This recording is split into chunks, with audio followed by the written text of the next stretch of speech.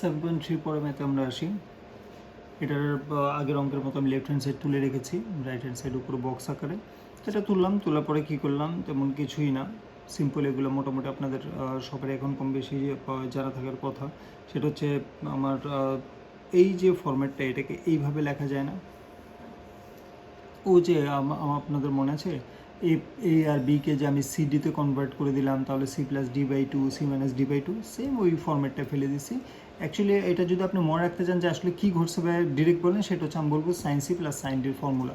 আগের মতোই যখন আমাদের এখানে দেখেন, এখানে প্লাস আর আগের অঙ্কগুলো ছিল ইন্টু ইন্টু থাকা, তিনটা যখন ইন্টু আকারে ছিল আমরা কী করেছিলাম, তিনটে ইন্টুর ভিতর যে কোনো দুইটা ইন্টুকে নিয়ে কাজ করেছিলাম।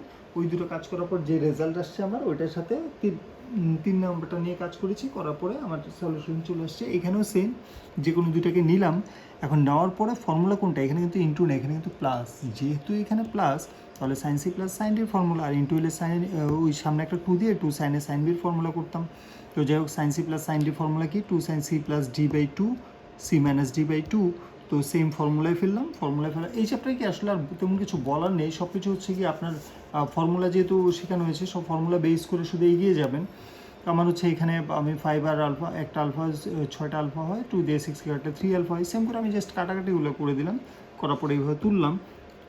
তোলার পর যেটা হলো, এবার দেখেন হচ্ছে গিয়ে আমার এখানে ঘটনা কী ঘটলো, 2 sin 3 আলফা, এটা তো এইটা থেকে আসছে।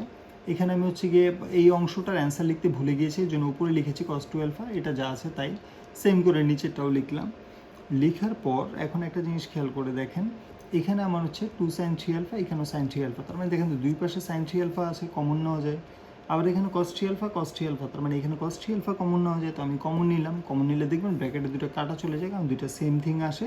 আসার পর তাহলে sin 3 alpha by cos 3 alpha কত, tan 3 আলফা। অঙ্ক শেষ, খুবই সহজ অঙ্ক।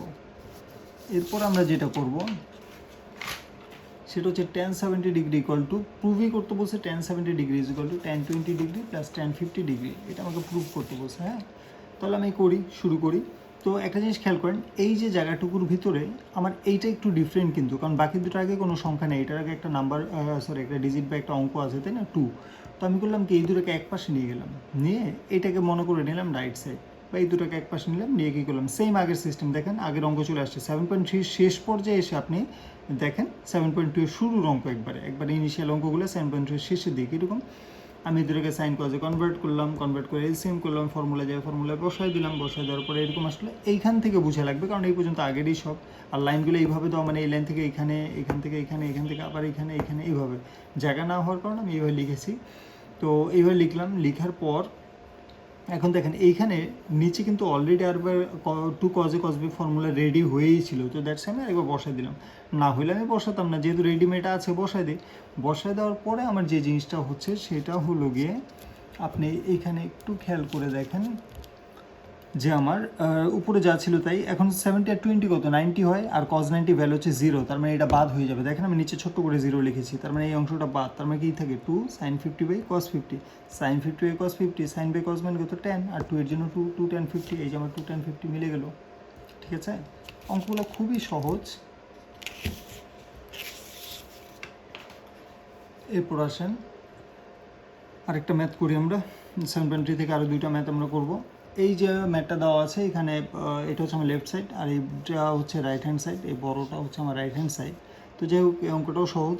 ট্যান আছে, কিচ্ছু না, আপনি জাস্ট মনে রাখবেন এই যে এগুলো হিজিবিজি এত বড় বড় লাগে, এই বড়গুলোকে সবসময় এবি হিসেবে কাউন্ট করবেন। এই যে গোল মার্ক করে রেখেছি কেন, আপনি করার সময় এত বড় দিকে না থাকে, আপনি এই দুটোকে মনে মনে এ আর বি ধরবেন। হ্যাঁ, তাহলে কী হবে, অঙ্কের ফর্মুলায় কোনটা বসবে আর কীভাবে বসবে আর বসানো তিনোটাই ইজি হবে আমার। তাহলে দেখেন কী হয়, আমি ট্যান কজে কনভার্ট করলে sine A sine B cos A cos B. আচ্ছা ঠিক আছে, আমরা কি জানি sine A sine B into আকারে, তার মানে আগে একটা 2, নিচেও একটা 2 আনবো, আনলে এইটাও ফর্মুলা যায়, এইটাও ফর্মুলা যায়, বসাই দিলাম ফর্মুলায়। বসানোর পরে আমার যে জিনিসটা হচ্ছে, বসানোর পর কী হলো দেখেন, এই যে জিনিসটা, আরে সরি, এই লাইন থেকে এই লাইনে আমি জাস্ট 2 এনেছি, আর কোনো কাজ করিনি এখানে, সেম জিনিসটাই তুলেছি 2 দিয়ে। হ্যাঁ, এটা এই লাইনে করলেও পারতাম। তো যাই হোক, 2 sin A sin B 2 cos A cos B, তাহলে 2 sin A sin B ফর্মুলায় যাবে, নিতে হবে একবার, আর নিচেটাকে কি 2 cos A cos B ফর্মুলায় নিতে হবে, তাই না? তাহলে যদি নেই আমি, তাহলে কি দাঁড়াচ্ছে দেখেন, লাইনটা দাঁড়াচ্ছে এইরকম,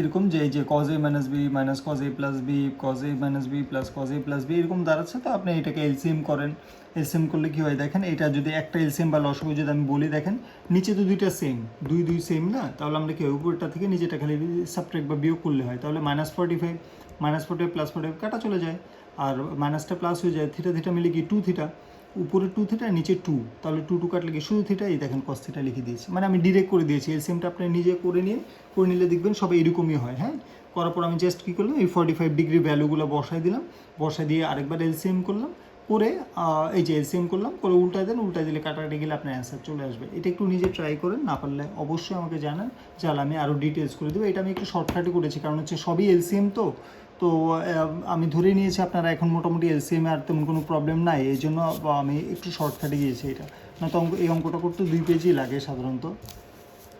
এবার আমরা 7.3 লাস্ট ম্যাথ করব। সেটা হচ্ছে গিয়ে আমাকে দেওয়া আছে, প্রুফ করতে বলছে a + b = π/2, এটা ডিরেক্ট প্রুফ করতে বলছে, আর গিভেন হচ্ছে এইটা। গিভেন থেকে আমরা অঙ্ক শুরু করি। ফার্স্টে যেটা করি, একই রকমগুলো এক পাশে নিয়ে যাই ছোটোবেলার মতো, সাইন বিকে এই পাশে, এটাকে এই পাশে নিয়ে গেলাম। নিয়ে গেলে কি হয়, নিয়ে গেলে আমাদের যেটা করতে হবে, যে এখন আমাদের ফর্মুলায় ফেলতে হবে। তো ফর্মুলায় যেটা ফেলে দিলাম, ফর্মুলায় আসলো আমার। এখন ফর্মুলায় যে আসলো, আসার পরে একটু ভালো করে খেয়াল করে দেখেন যে এইটা সাইন a - b/2, এখানেও সাইন a - b+a, তো এটাকে ঘুরে লিখলে a - b, কথা একই, এইভাবে আসে। তাহলে দুই পাশে কি ইন্টু, যেহেতু এটা বাদ দিয়ে দেওয়া যায় না, অথবা ভাবতে পারেন এটা ইন্টু আছে, এই পাশে নিয়ে ডিভাইড করলে নিচে চলে আসে, তাও বাদ চলে যায়। তার মানে কী থাকে, এখানে 2 cos a + b/2, আর এখানে 2 sin b+a, দ্যাট মিনস হচ্ছে a + b/2, এরকম থাকে, তাই তো? আচ্ছা ঠিক আছে, থাকলো এরকম। তাহলে জিনিসটা দাঁড়াচ্ছে আমার তখন এরকম হয়ে যাচ্ছে, তাই তো? এরকম, এই যে আমার এখানে দেখেন এইটার এটা যদি বাদ হয়ে যায়, এখান থেকে আবার 2 কিন্তু বাদ, এই যে ব্লু কালার যত মার্ক করে সব বাদ, এই যে 2 কাটা যায়, এটা কাটা যায়, তাহলে থাকে cos a + b, আর এখান থেকে sin a + b করলাম। এখন দুইটাকে সাইড চেঞ্জ করে লিখলাম সৌন্দর্যের জন্য। এবার এটাকে এই পাশে নিয়ে আসলাম, তাহলে কি হয়, এই পাশে নিয়ে আসলে আমার sin/cos হয়ে যায়, উপর নিচে কিন্তু এটা কিন্তু সেম। হ্যাঁ, তাহলে sin/cos মানে কিন্তু 10, তাহলে tan a + b/2 সাথে 1, আবার বলি sin/cos মানে কত 10, আর 1 এর ভ্যালু কত, tan π/4, আর π/4 মানে কত যেন, π/4 মানে হচ্ছে 45 ডিগ্রি। তাহলে tan কেটে দাও, a + b = π/4। এই তো শেষ। 7.3 মোস্ট ইম্পর্ট্যান্ট অঙ্কগুলোর এইটাও একটা। তাহলে দেখো 7.32 যে করলাম আমরা, খুব একটা কঠিন ম্যাথ না, ফর্মুলাগুলো যদি ঠিক মতো পারো। হ্যাঁ, নেক্সট ভিডিওতে আমরা 7.4 নিয়ে পড়াশোনা করবো ইনশাল্লাহ।